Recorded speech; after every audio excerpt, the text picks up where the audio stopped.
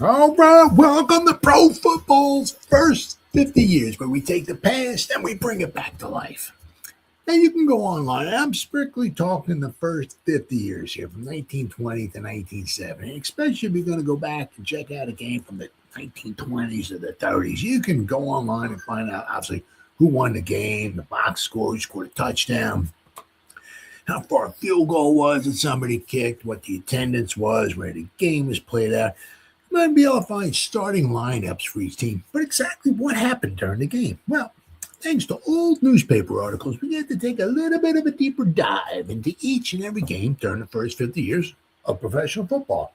Now, a little news flash here for you. Ain't no fancy videos or nothing like that going on. All there is you and me for the next 30 to 60 minutes. So if that's all right with you, let's get it on. And today's game,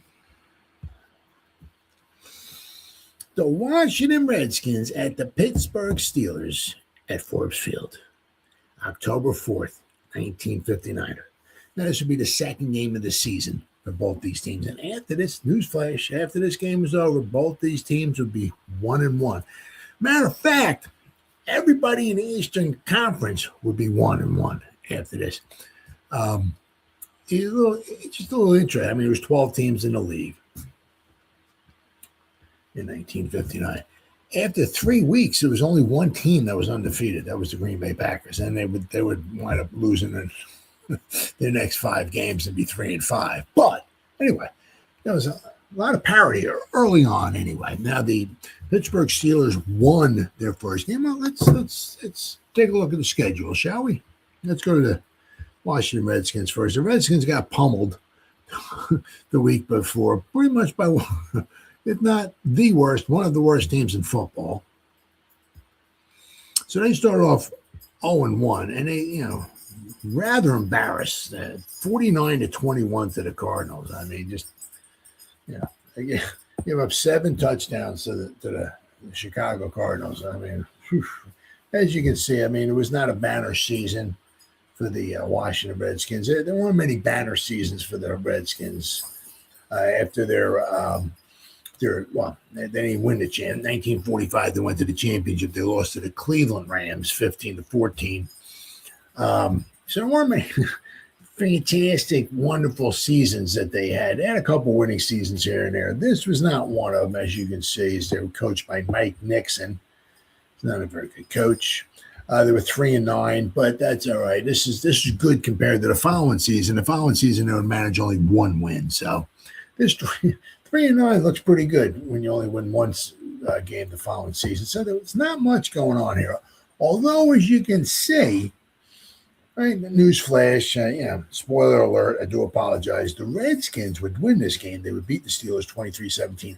Then they would wind up beating the Cardinals the following week, getting revenge. And the Redskins were actually 2-1 and tied for first place. Then they would wind up losing every other game except for one. Go figure, right? But interesting here, right? They played the Cardinals, then they would play the Steelers. Then they would play the Cardinals, then they would play the Steelers. 4 games, they played 2 different teams. The Redskins, who were sharing Griffith Stadium with the Washington Senators, the baseball team, still had not played a home game yet. And we're into the second, and it included the 6 preseason games and the first 2 regular season games. They wouldn't play a home game until the third game of the season, the following week, when they were playing the Cardinals at home. So, as you can see, they were pretty much all over the place. They went to San Francisco, Los Angeles, Baltimore, Jacksonville, Winston-Salem, North Carolina, Detroit, Chicago, Pittsburgh, and then finally they went home. Now is where the Redskins, disappointing season. And as I said, Mike Nixon was not much of a coach. The Pittsburgh Steelers, on the other hand, did have a winning season. And they had a very good coach who unfortunately was not able to get him over the top, shall we say. But Buddy Parker was a very good coach. And, he was not many, actually took 2 different teams to championships, actually won championships with two different teams. And he came kind of close. I'm not saying to win in a championship, but what was he at? 1962. He had the Steelers at 6-5. Now, when he took over here with the Steelers, 57? They were 6-6. Then they were 7-4. Then they were 6-5, 5-6-1, 6-8, 9-5, 7-4. So he had them. They did not have a wealth of talent. They played hard. They played tough, of course, as with the defense that the Steelers had in the 70s. A lot of it was just tough football defense, right? But as you see here, he was the assistant coach for 3 seasons with the Cardinals here. 47, they won a championship. 48, they went back to the championship. Then he was like the co-head coach here, and they finished 2-4. And then 49, he was the head coach. Right, but then he went to the Lions, and they did very well. 1950 and 51, the Rams went to the championship. But 52, 53, and 54, the Lions went to the championship. Now 52, they won. I believe it was 17-7. 53, they won. I believe it was 17-16. 54, they got their rear ends handed to them by the Browns, 56-10. 55, the Rams went. 56, the Bears went. But I mean, as you can see here, he had some. He was 9-3, 9-2-1, 10-2, 9-3, 7-4, 6. So he could coach. He could certainly coach. Unfortunately, you see here, from 57 to 64, that was the Giants and the the Giants and the Browns were at their heyday. So, I mean, he was never able to get them quite over the hump. Although you see, they had some winning seasons. And he had what? 16 years. He was 104 and 75. Not too bad. Not too bad at all. Now, the Steelers, they had some good teams, never really great teams. They came into existence as the Pittsburgh Pirates in 1933. By 1940, they changed their name to the Pittsburgh Steelers. But from 1933 to 1971, they had won a playoff game. I think that they had gone to 1. 1947, they tied the Eastern Conference, Eastern Division, whatever, with the Philadelphia Eagles. They were both 8-4 in 1947, so it had to be a playoff game, while the Eagles would wind up prevailing 21-0. And from 33 to 71, that was it for the Steelers as far as getting into the playoffs.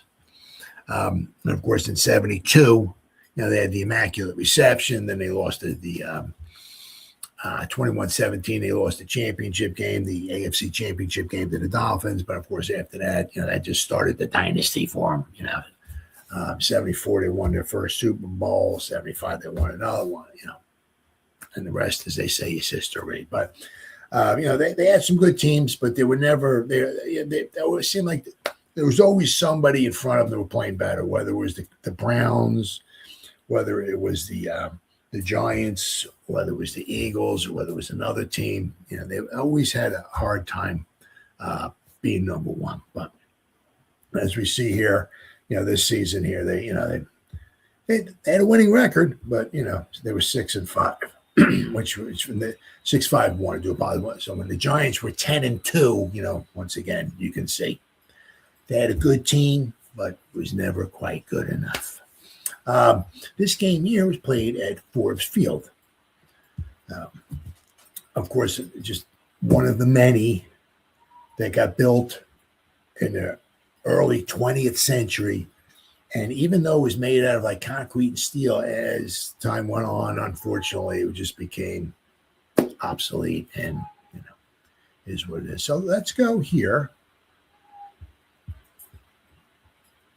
And, whoops.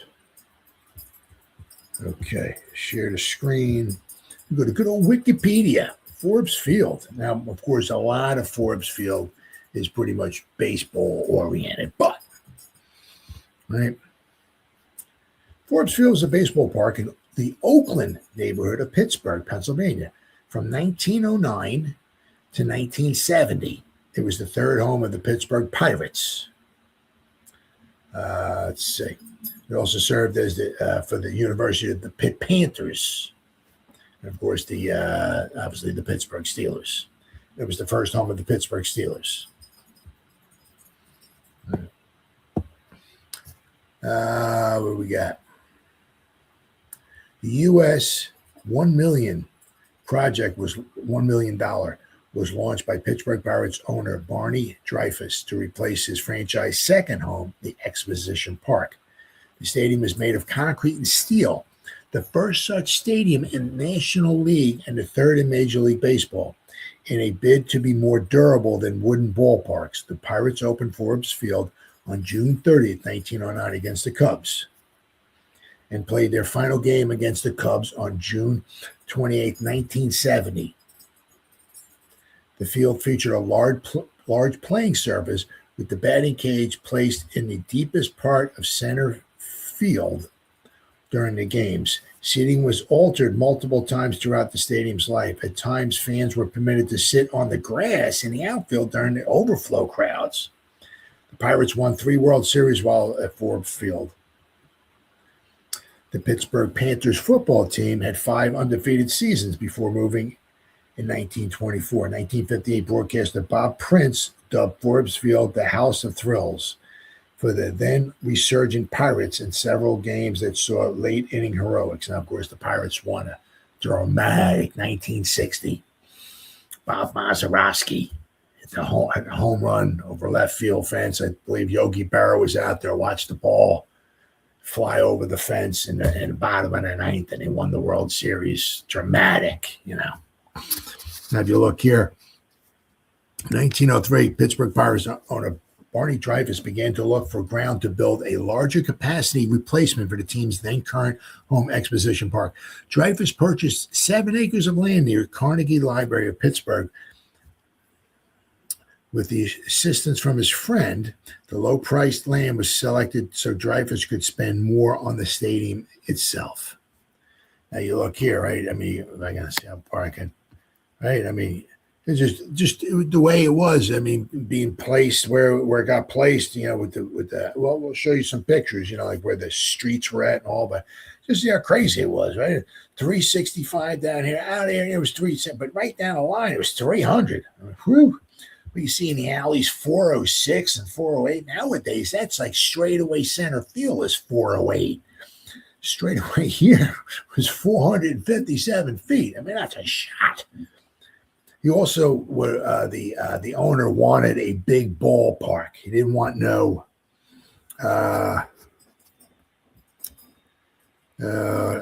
somewhere here.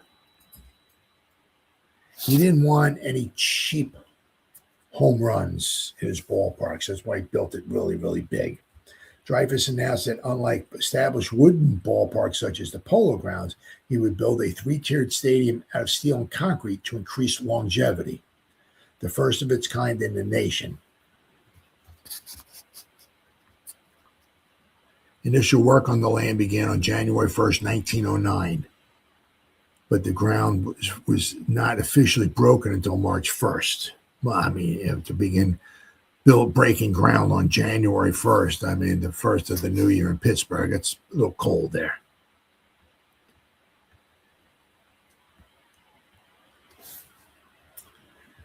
First game was played at Forbes Field on June 30th, 1909.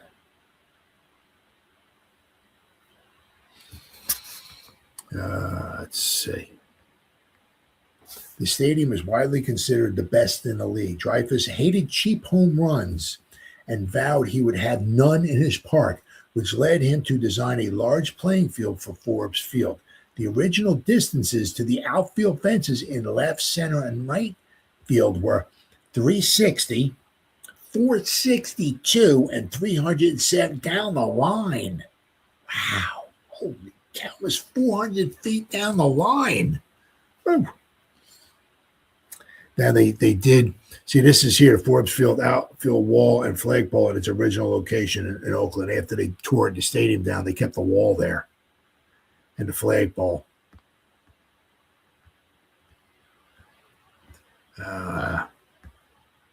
I'd be here for 9 years reading all this stuff. Forbes Field had an original capacity of 25,000, the largest in the league at the time. Seating at the stadium was remodeled numerous times, peaking at a capacity of 41,000 in 1925 and closing in 1970 at only 35,000 seats.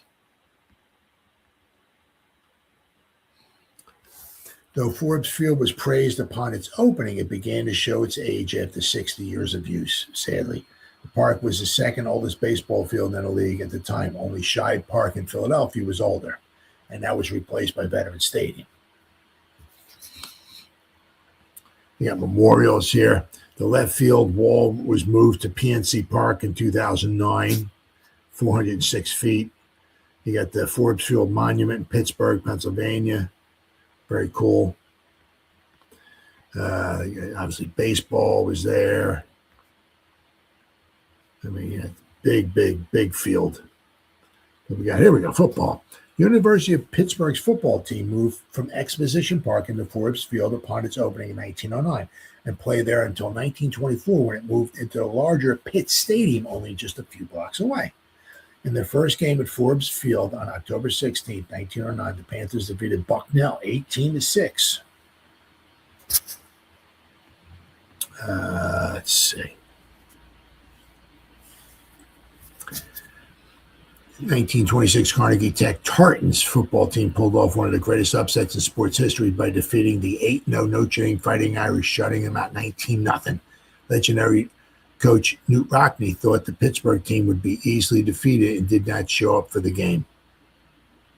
Pittsburgh native Art Rooney founded his NFL team under the name the Pittsburgh Pirates in 1933 for just $2,500. The franchise's first game against the Giants was held on September 20, 1933. 1940, the NFL's Pirates were renamed the Steelers and otherwise struggled during much of the 3 decades of tendency at Forbes. The club achieved its first winning record in 1942, its 10th season of existence. Then they killed the Giants on November 30th, 1952. They scored they scored 9 touchdowns against the Giants. They won 63-7.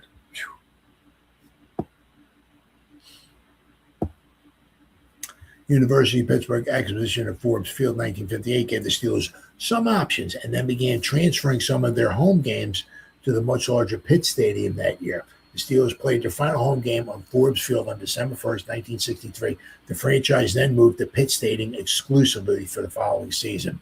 And they played at Pitt Stadium until, obviously, Three Rivers opened up.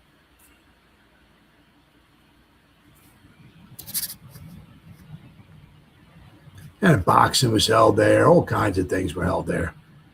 See, this is the one here. Here we go. Is this it? Yeah. Now this here is a Pittsburgh Panther. Is it going to sell me? A Pittsburgh Panther game against Washington Jefferson, 1915. Look at the crowd. Look at the size of the crowd.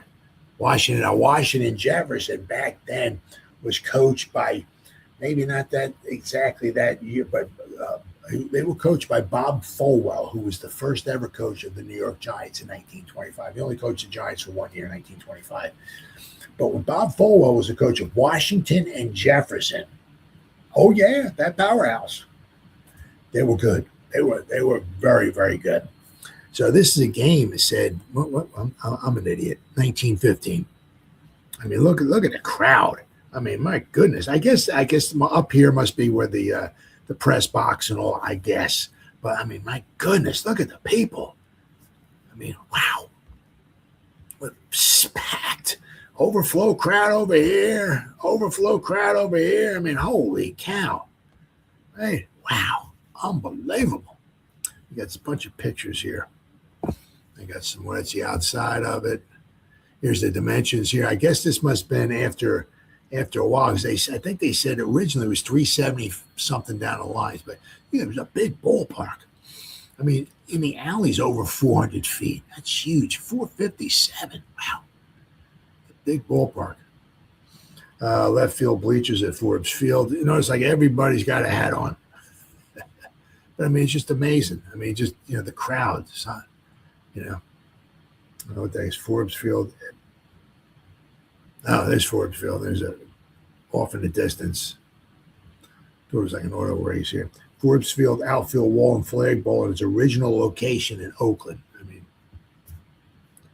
there's a picture of it, right?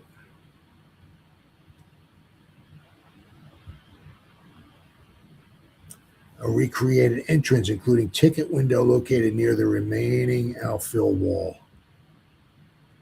It's a home plate of Forbes Field located at Posvar Hall at the University of Pittsburgh. The left field wall was moved to PNC Park in 2009. Forbes Field in its early years. All right, so that's that. So let's get some pictures here. And I got some pictures. Got a couple good ones from like with showing Bobby Lane. Oh, the color.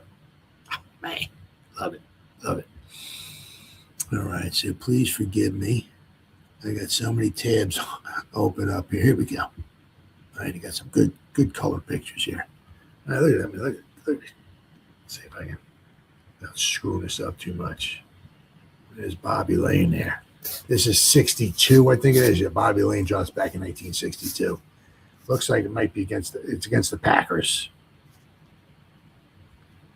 Probably, no, they had to have lost that game, unless it was a preseason game. I don't know. But if they played the Packers in 1962, they lost because the Packers only lost one game in 62. That was the Thanksgiving Day Massacre, the 26-14 loss to the Lions. Other than that, Packers beat everybody. But I mean, look at that color. I mean, look at the helmet. I mean, Bobby Lane didn't wear hip pads. I don't think he wore thigh pads. I guess maybe knee pads and shoulder pads. No face mask, nothing. And he came to play. Let me tell you what. Good quarterback. Here's a good, nice picture of it here. Forbes Field. Not sure who they're playing. I mean, this could wind up being, for all I know, this could be like the Pitt Panthers or something like that. And here, you'll notice both teams see, and it's weird because like you see the stadium, and it's like from the one angle, it's like, man, look at all the people. Then you look at from like this angle here, you can see the crowd would be over here, right? The crowd would be behind over here. You can see, right, stands here.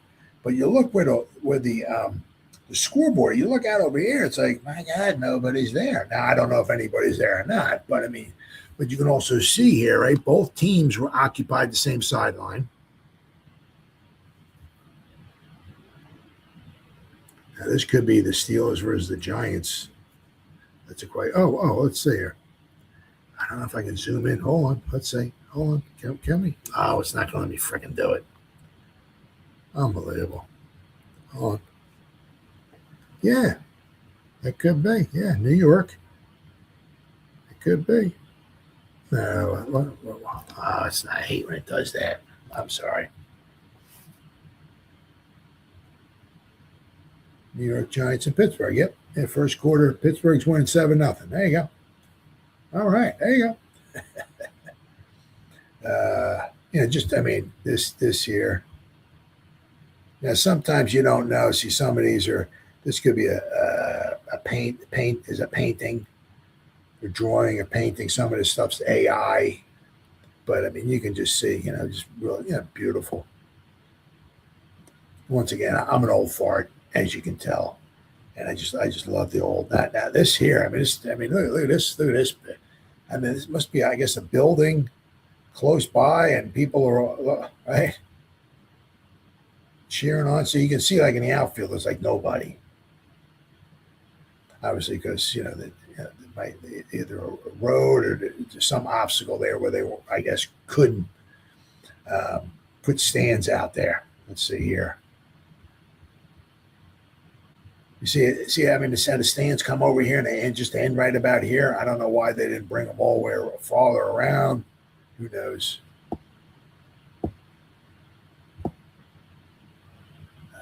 Let's see. Let me guess I got. Oh, here we go. I know this one here. Pittsburgh Steelers on a winter snowy day. Let's see. Oh, hold on. I screwed it up. Let's see. Oh, they're playing the Eagles. That's the Steelers versus the Eagles. I clicked on it. Went to. So if you want this, if you want this 8x10 photo, click on it. Go to eBay. It's for sale. But they were playing the Eagles on that day. I don't know what this is. Steelers versus Redskins at Forbes Field in the early 50s. Once again, I mean, you're standing at the one spot, you look out, it's like there's nobody there. I mean, because you're looking at the scoreboard, where are the people at? Well, they're all behind you.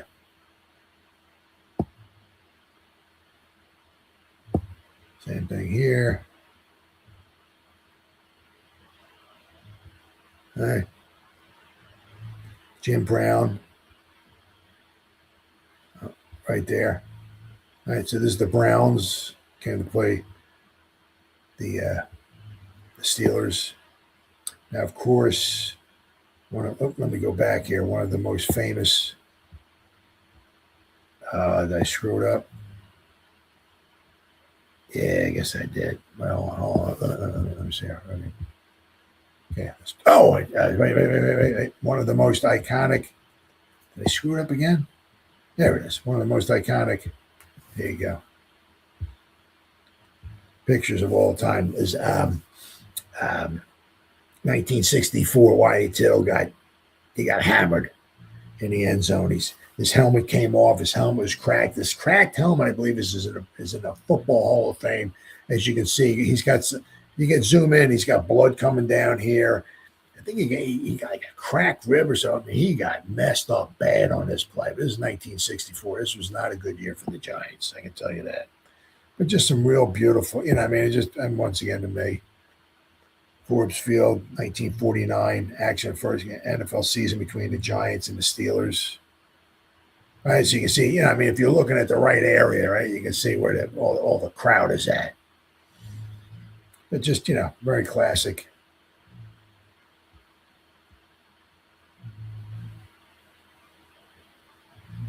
So just a beautiful, to me, it's, beautiful. Absolutely love it. But enough of that. Let's start reading about about the football game, huh? But enough of me talking about the past and talking about how much I love Forbes Field and all that stuff. Let's all right, let's go to. We're going to go to the Evening Star. They were talking about a little pregame action here. How the Steelers are actually favored in this game. All right, where are we at here? Okay, is this it? All right. The October 4th, 1959 edition of the Evening Star.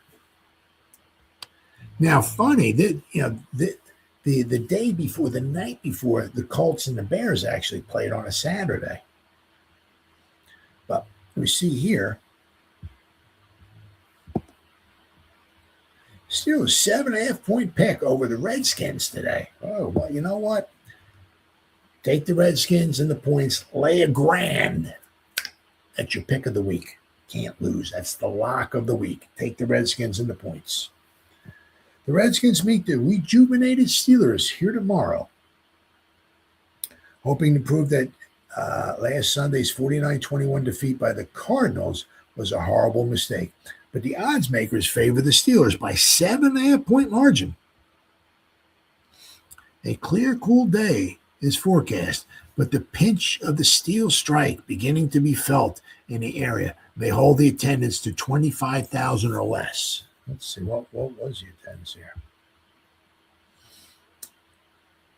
26,570. So on paper, the day's strategy shapes up as a contest between sharpshooting Bobby Lane's passing for the Steelers and a Washington defense that has been on the shabby side. The 32-year-old Lane proved last week that 12 seasons in pro football have not dimmed his eye as he passed and kicked his team to a 17-7 upset victory over the Browns. Coach Mike Nixon, returning to his old stomping grounds, but there they have stamping, believes he can stop Lane. Art Gobb, rookie end from the University of Pittsburgh, and Ed Country Meadows, formerly of the Chicago Bears, Philadelphia Eagles, and Duke University, and Johnny Paluk, another former Pittsburgh star, are key men in Nixon's plan. It is simply to rush Lane so much that he won't have time to pick his best receiver. Pitted against Lane will be Eddie LeBaron and Ralph the Gooch Guglielmi.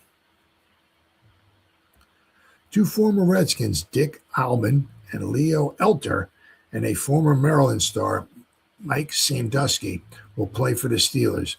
Alban is one of the league's best defensive backs, while Sandusky has done well at offensive left guard, and Elter is a workmanlike fullback. Pittsburgh held the Browns paced by record-breaking Jimmy Brown to 139 yards rushing last week. That's a clue to the trouble facing Dick James, Jim Podoley, and company tomorrow. All right, let's go to the Pittsburgh Press.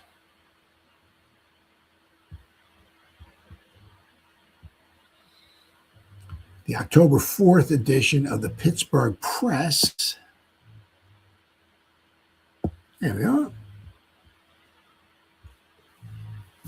Skins plotting to pull an upset over those Steelers. Washington stung by Nixon, hungry for a first victory. Yeah, he was embarrassed. Big time. I mean, their defense couldn't stop anybody last week against the Cardinals. Couldn't stop me. I scored a touchdown. Still the quarterback. Oh, man, I screwed that up. Let's refresh the page. Here we go. Still the quarterback, Bobby Lane, may discover at Forbes Field today just how General Custer felt when he, too, was surrounded by Redskins. Lane and his fellow Steelers, 7.5-point favorites, are scheduled to meet the Redskins at 2 p.m. in a game that could turn into an ambush as decisive as the massacre at the Little Bighorn. The stage is set for an upset. How right they are. The Steelers, unbeaten in their last 8 league games and riding the crest of a 17-7 victory over the Cleveland Browns, face in the Skins a team stinging under a week of rebukes and punishing drills.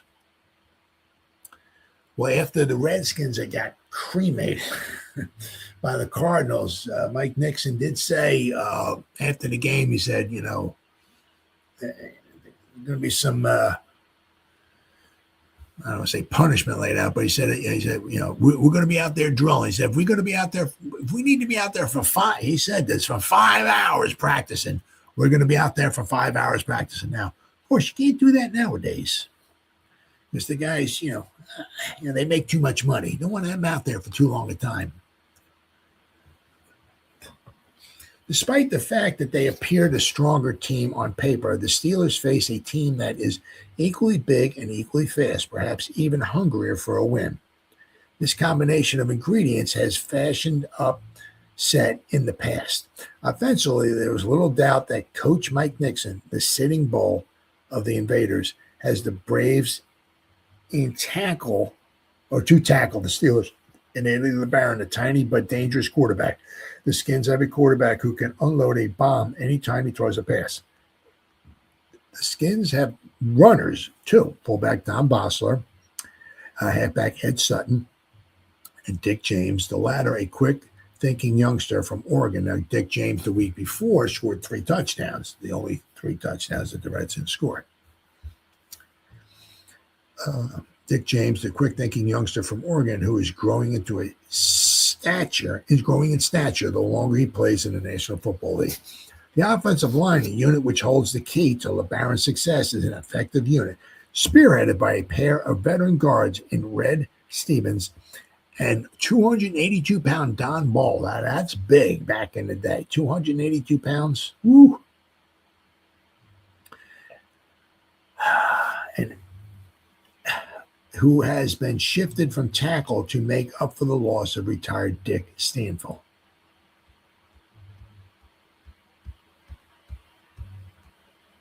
The Redskins have any major problems, and it's apparent they do after last week's 49-21 loss to the Cardinals. They will be found on defense. Washington's secondary, for example, hardly measures up to National Football League standards. Nixon expects to go with today Greg Lick, Dick Haley, Bill Stitz, and Doyle Nix. All Hall of Famers. So you can kind of see why, they maybe didn't have the greatest team in the world. You kind of like, it was like, you look at these guys, like, who are these guys, Was only in the plotting boards a week ago. It is a weakness of the Skins that they never come up with the same backfield 2 years in a row. A dangerous tendency in that secondaries, like fermenting wine, develop quality only with time. But it was not the backfield that aroused Nixon's ire after the loss to the Cardinals. The Washington coach absolved his rookies of the blame, pointing out that nobody covers receivers unless the line pressures the passer. The rushers today include ex-Panther John Pollock and ex-Steeler Ed Meadows at the ends, and 240-pound Don Lawrence and 250-pound Bob Tonoff, a pair of Notre Dame tackles in the inside lanes. And Mel Karras, Chuck Drazanovich, and Ralph Felton, three Western Pennsylvania products from Swissvale, Brownsville, and Midway, respectively, form the corps of linebackers. So you like look at their defense. It's like, I could go. There's like any other team on defense, and I could I know that guy, and there's many teams that have to say, oh yeah, that guy's a Hall of Famer, that guy's a Hall of Famer, that guy's a Hall of Famer. You look, it's like, oh my God, who's this team? Steeler coach Buddy Parker will counter, meanwhile, with the same team, man for man, that whipped the Browns. In addition, he may be able to warrant spot duty out of offensive end Jack McLaren and defensive end Billy Ray Smith. A crowd of only 24,000, less than the Steelers drew for most of their exhibition games expected for today's battle. There's the offensive lineups. It's pretty cool. The number. I can see how light everybody is. Left tackle, 240 pounds. Right guard, 232. Another tackle, 237 pounds. Look how light these guys are. 235, 235, 35, 35, 240. How light. Holy cow. Then they got, the Steelers actually had two Hall of Fame quarterbacks. Len Dawson, who was the second stringer and never got his chance with Pittsburgh. But when he did with the Dallas Texans slash the Kansas City Chiefs, he made the most of it. But Bobby Lane and Len Dawson, and of course all the other players. All right, so let's go to the Evening Star, the October 5th, as the game starts. All right, where are we at?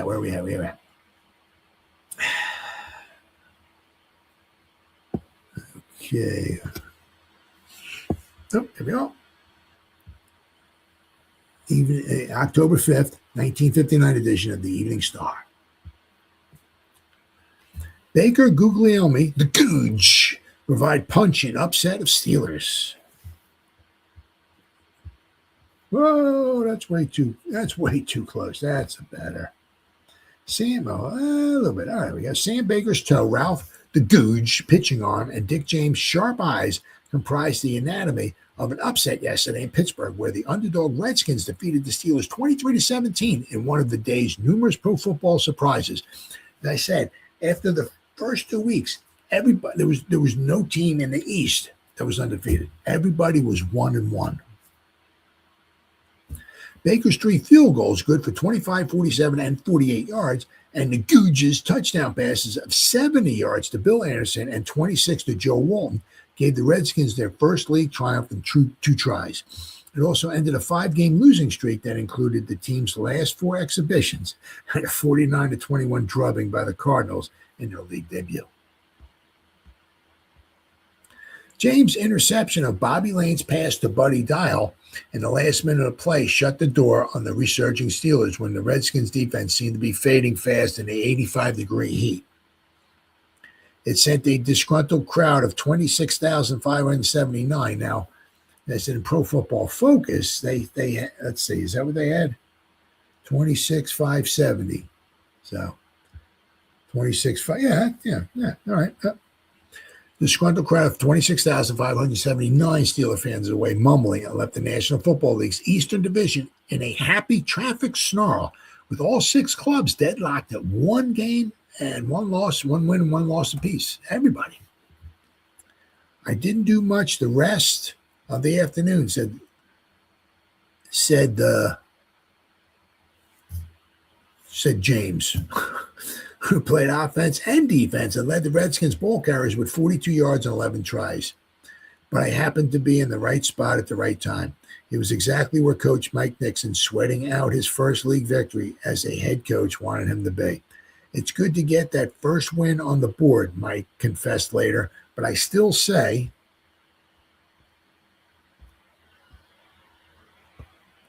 this is a good football team, and the game we played today proves it.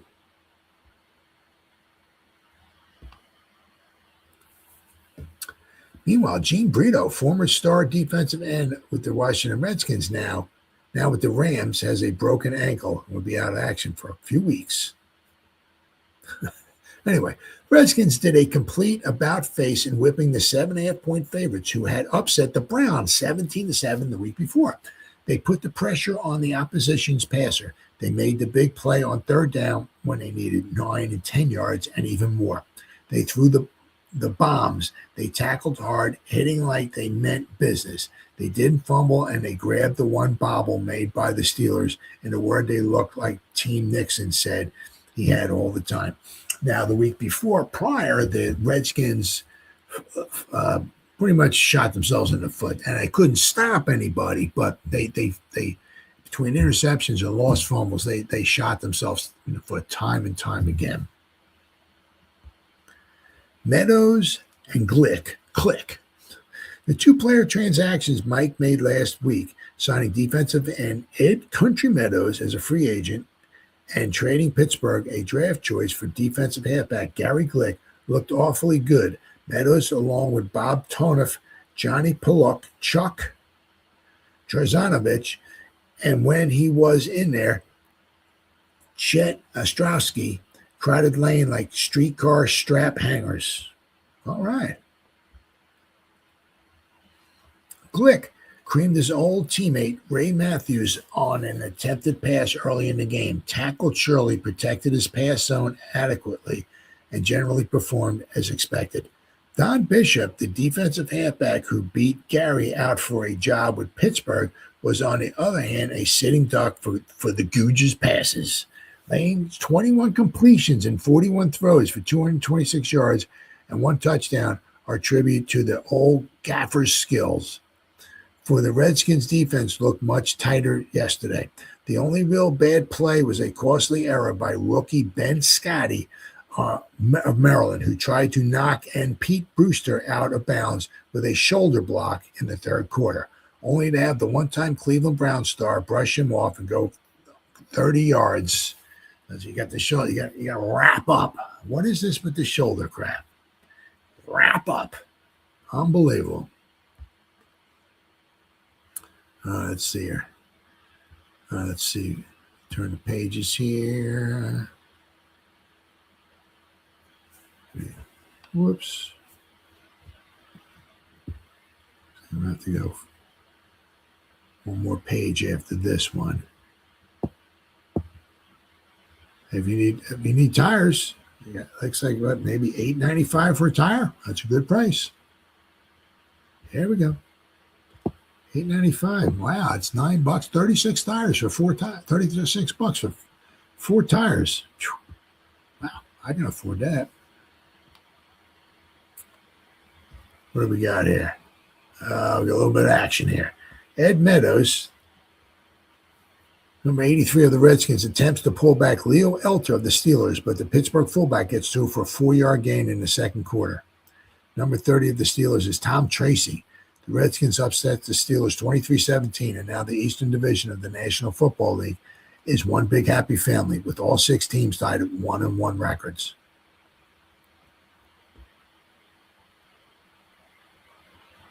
And that was the Steelers and the Redskins. Nothing on the helmet, right? The Redskins only have a couple feathers on the back of their helmet. That's it.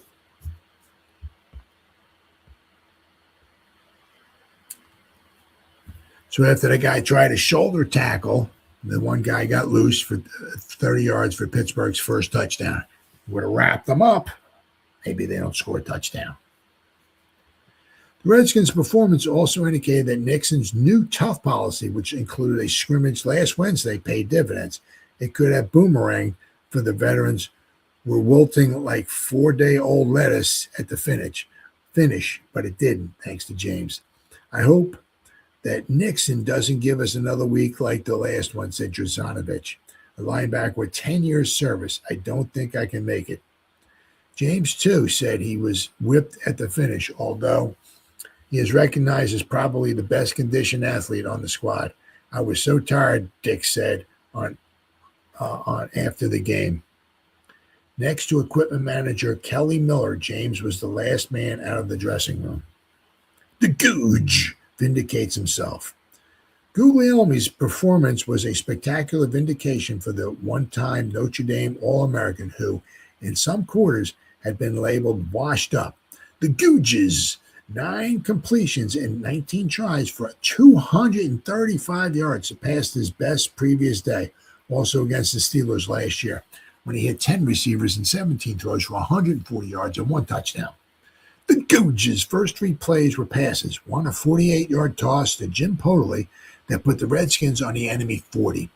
This sortie was ended by Bobby Loomis' interception on Pittsburgh's 20.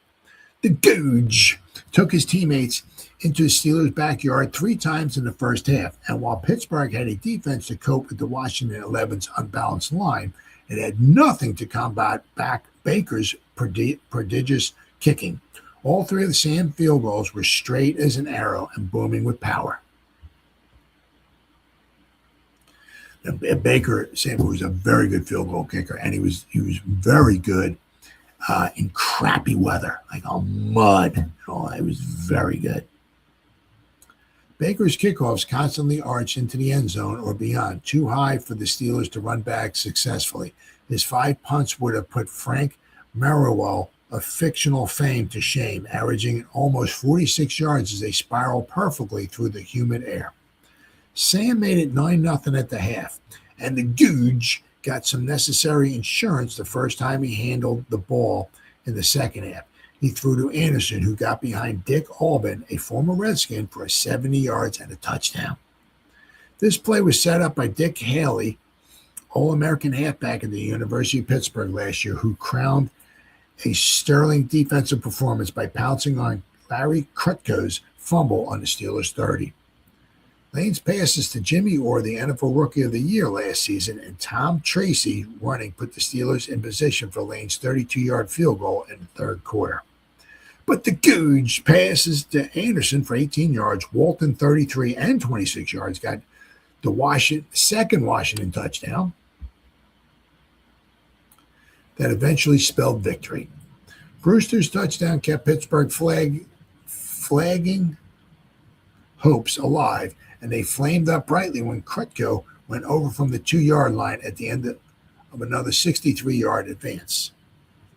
Lane tried to rake the Steelers' scorched chestnuts out of the fire with a barrage of passes. He missed Brewster once before hitting him for 16 yards. The next aimed the dial had 6 points written all over it before James raised 2 hands in objection. Dick's fine play ended everything. We have, as you'll notice right here, right? See, it was 9-0 at halftime. They both scored. So it was, It was 23-10 going into the fourth quarter.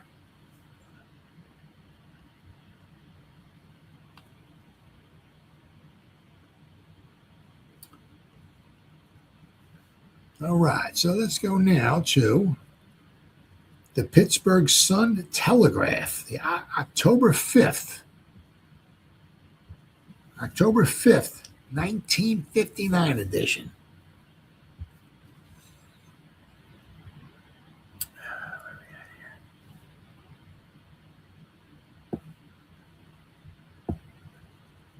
All right. Of the Baltimore Sun, October 5th, 1959.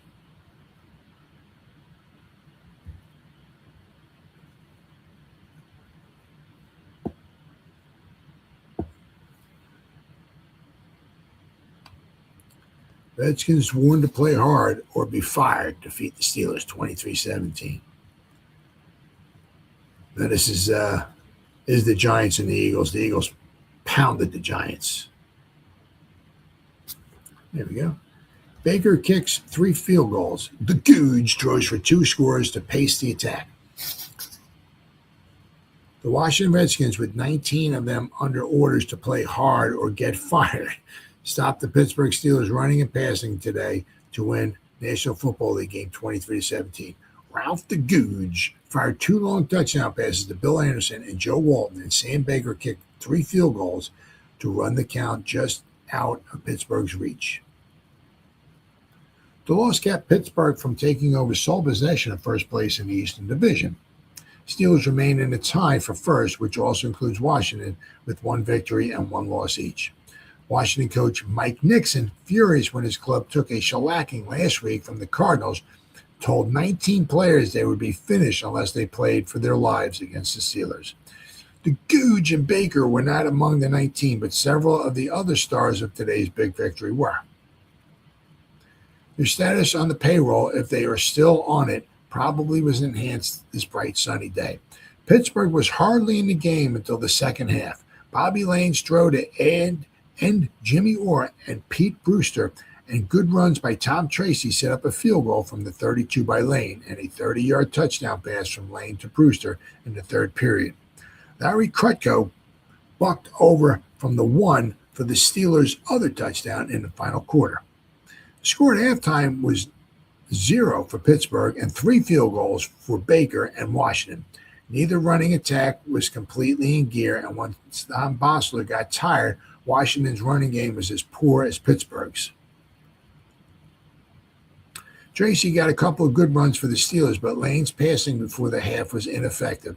Then just after intermission, Pittsburgh came to life to score all of its 17 points, but Washington kept its total high enough to win with the Anderson and Walton touchdowns.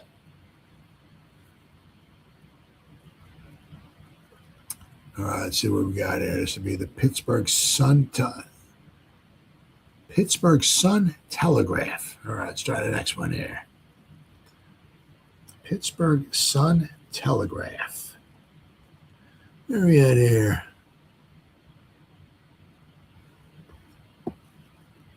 Okay, the October 5th, 1959 edition of the Pittsburgh Sun-Telegraph.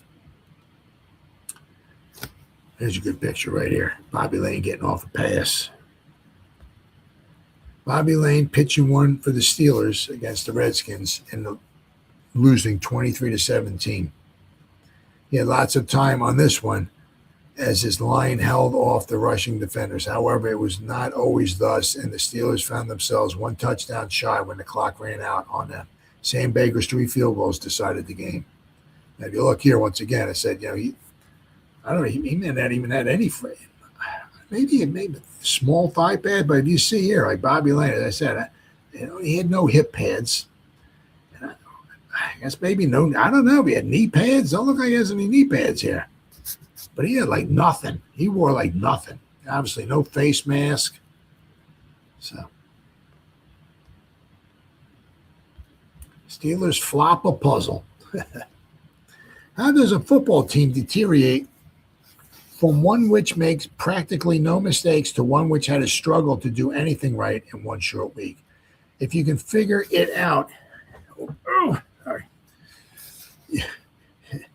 you can win yourself 2 on the aisle tickets to the premiere of The Birth of a Nation, or an 1891 copy of Snappy After Dinner Jokes. Whatever the explanation, the Steelers are at that enigma today. Last week, they were the apex of perfection in upsetting the Cleveland Browns 17-7.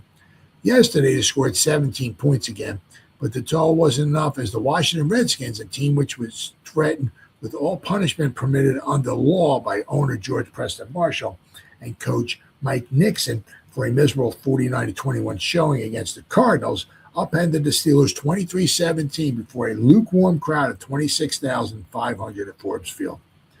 Against the Browns, all went well. The Steelers' secondary defense was as miserly as a bartender working for the house, and the offense was of sufficient zip to make the night a gala affair. All this was missing against the Skins.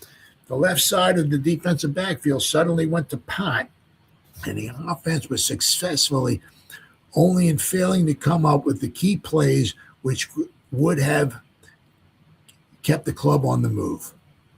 Coach Buddy Parker tried to solve the riddle. He said, "Nothing went right for us. That's why we got beat. I thought we could pull it out in the second half, but our fumble and their quick touchdown killed us. We missed Jack Butler in our secondary. He still is hobbling on that bad ankle. There were other things, too, that held us back. We didn't play our game." Nixon, who outgained his team while pacing up and down in front of the bench all afternoon, also had a version of what happened, remarking, "I guess my team felt like playing. Last week it was apparent it didn't. Maybe the HE double hockey sticks I gave them all week after the Cards game paid off.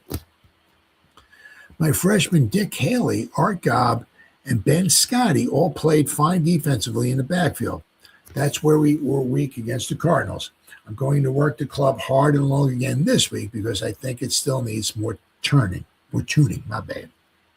Skins dominated the first half of play, getting a 9-0 lead on 3 field goals by Sam Baker, 1 from the 25 in the first quarter and 2 in the second from the 47 and 48-yard lines. Then it looked as if the Steelers were coming down out of their private cloud in the third quarter, moving the kick off from their 30 to the Redskins' 36, but fullback Larry Krutko fumbled and ex-Pitt ace Haley, who had a top day, recovered. On the first play, Bill Anderson got behind everybody in the Steeler backfield, and quarterback Ralph the Googe hit him perfectly on the Steelers' 39 and erased the distance. Shortly after that, Lane made his team's first score, a 32-yard field goal. But the Googe again found the left side of the secondary looking at the scenery and connected with a 26-yard payoff heave to Joe Walton in the end zone. Next, Lane found his arm and wound up an 80-yard push with a 30-yard pass and run job to Darrell Brewster. The Steelers tried hard in the last session but could come up with only one TD, which Lane patterned with connections to Brewster and Jimmy Orr to move from the home 37 down to the visitors' 2. Krutko finally collected the necessary yardage for the score. Another drive with time running out ended when Dick James intercepted a lane toss on his 20, raced it back to the 47. Left halfback Ray Matthews, smacked by ex-Steeler Gary Glick as he went for a pass in the first period, was sent to Mercy Hospital after the game for x-rays of his ribs, which were injured. Linebacker John Rieger suffered a cut lip, which required 5 stitches. All 6 clubs in the Eastern Division are deadlocked for first place today with 1-1 records.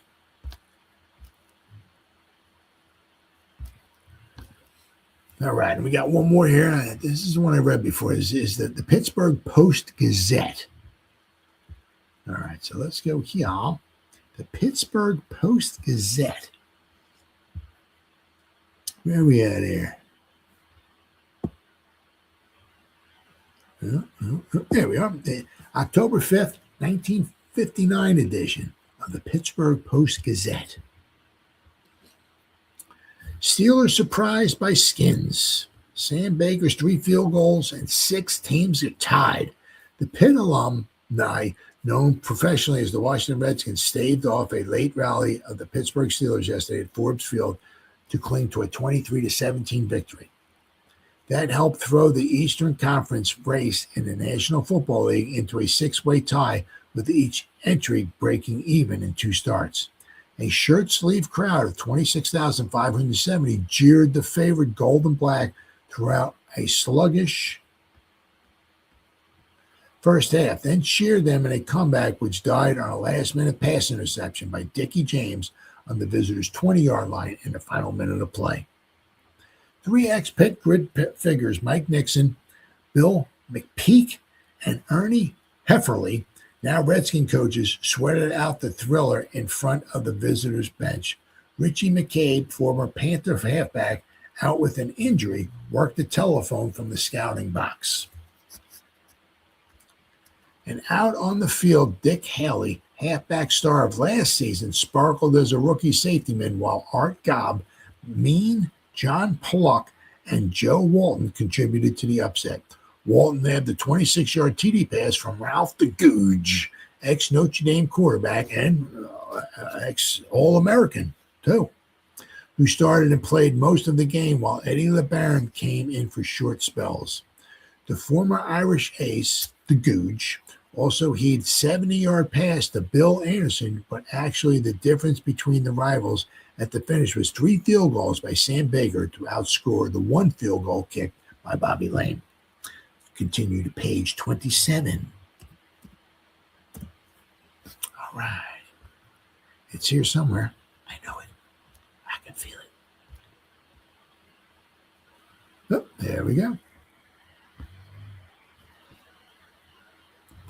The stellar place kicker, Sam Baker, hit from 25, 47, and 48 yards. That last longie behind just 1 yard short of his all-time record for distance. So he kicked 2 field goals from almost 50 yards. Lane connected from 32 yards, but had a 16-yarder block by Emil Karras, a Swissvale product who played college football at Dayton. Wow, blocked a 16-yard field goal. Of course, both Baker and Lane took care of the PATs in automatic fashion. Bobby hit Pete Brewster on a 30-yard pass and run play for 1 touchdown, while Larry Kretko banged 2 yards for the other touchdown for the Steelers. Thus ended a 9-game streak in which Buddy Parker's protégés had won 8 and tied 1. That deadlock with these same pesky Redskins last season in the next-to-last contest at Griffith Stadium. Despite their slow start, the losers won the statistics with 23 first downs to 15 and a net yard advantage of 381 to 322. Lane hit 21 of 41 passes for 226 yards, while the Googe made good on just 9 of 19 for 235 yards. Pete Brewster caught 8 for 123 yards to lead the Steelers, while Anderson went for 106 yards and only 3 catches for the winners. Of course, one of those was a 70-yard touchdown reception. The losers counted 3 casualties. Linebacker John Rager retired with a cut lip in the first quarter, had the wounds closed with 4 stitches, then returned to battle stubbornly in the second half. Tom Tracy entered Mercy Hospital last night for treatment for cramps, and Ray Matthews will have x-rays taken today for bruised ribs. Steelers got off only 8 plays in a lopsided first quarter, from which they were lucky to escape with only a 0-3 deficit. The Skins received the opening kickoff and hurried to the local 34, only to have Luna intercept a Googe pass and avert an early score. The second time they got possession, the Tribe traveled from their own 24 to the local 11. Don Bosler was nailed for a 6-yard loss on a vital third down play, so Baker kicked a 25-yard field goal at the 10:47 mark. A Pittsburgh gamble, which Goof put the Indians on the scoring trail once again early in the second stanza. With 4th and 1 to go on the home 47, Lane elected to try for the sticks, but Tracy was nailed for a yard loss and the Invaders took over on downs. On a 4th down, Baker booted a 47-yard field goal at 4:20, and the white-shirted visitors were ahead 6-0. Again, at the 9:35 mark, Baker shot for the distance and split the right field uprights with a 48-yard field goal to boost his side's margin to 9-0. Now, Rooney U finally came to life after Cole took a chance and brought Baker's kickoff from the end zone out to the 27. On second down, Tracy swept to his left, waited patiently, then sailed a 56-yard forward pass to Matthews for a first down on the Washington 17. But the Skins defense tightened, and fourth down arrived with the ball on the 9 and 2 yards to go. The crowd wanted a try for a TD and booed when Dawson held the ball on the 16 for Lane. But Karras broke through to block the boot, so it was still 9-0 at the intermission with the underdogs in front. Aided by Baker's short kick.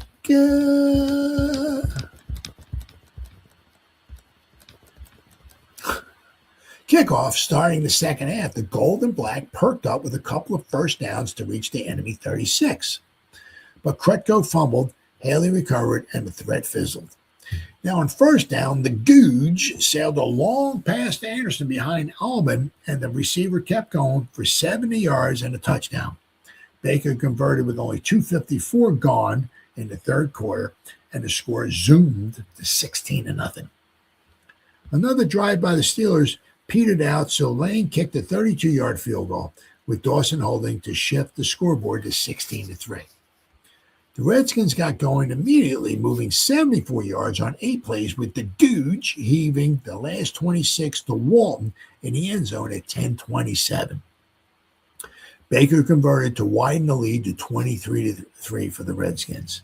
Instead of fading, the Steelers roared back for a touchdown on an 80-yard march. The payoff was a fourth down, 30-yard pass run play from Lane to Brewster on the right side of the grid. Lane kicked the extra point, so it was 23-10 in favor of the Tribe at the three-quarter mark. A couple of breaks came the Steelers' way in the early moments of the final period. They picked up a first down on their own 21 on a penalty, then were saved by another infraction by the Skins on a pass play, which saw Haley pick off a Lane fling to Matthews. However, they eventually had to kick, and Luna came through with a great 59-yarder to the Redskin 11. Stuck in their own corner, the winners booted out to the Rooney U 37, from which Spot Lane directed the locals to their second touchdown. It came on a 2-yard plunge by Krutko at 13:02, and Lane's conversion not only cut the score to 23-17, but made it possible to win with another TD. That didn't happen, although Pittsburgh got one more crack on offense. So you see here, right? The Steelers had 20, what the heck is that? 23 first downs. The Redskins only had 15. They were outgained by rushing and everything. The Steelers had more yards than the Redskins. But you'll see, the Redskins picked off 2 passes. Steelers only picked off 1. They lost a fumble. So it was just a sloppy game for the Steelers. They had to block field goal. That would have been another 3 points. A 16-yard field goal got blocked.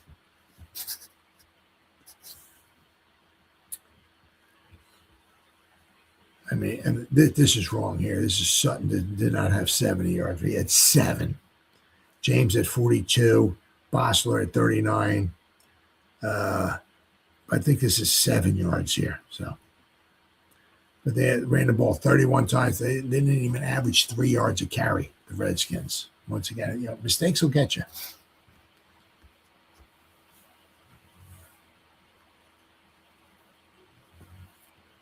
Steeler, a lot of yards receiving here.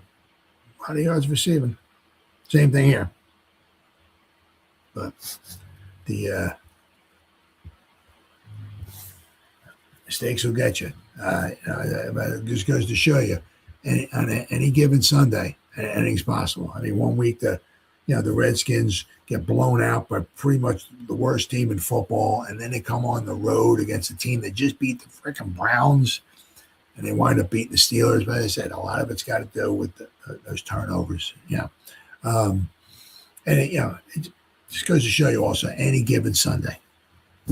The Redskins won 3 games all year. This was one of them. They also beat the Baltimore Colts, who were the defending NFL champions, but who also win the 59 championship as well.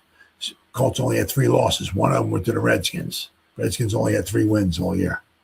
So, got to show you any given Sunday, anything can happen. But very disappointing loss for the Steelers. They had a good team, wasn't a great team. They certainly were a good team, but they certainly were not that good that they could overcome all those mistakes that they wound up having. And the Mike Nixon, they got demolished the first week, 49-21 by the Cardinals. And he had these long, hard practices, which you're not allowed to do that anymore. But he had them, and it seemed to whip the guys into shape. The Redskins would win 2 games in a row, and then this season would go downhill after that. So that's the way it was on this date, October 4th, 1959, between the Washington Redskins and the Pittsburgh Steelers at Forbes Field, pro football's first 50 years. Thanks for watching. I'll see you soon.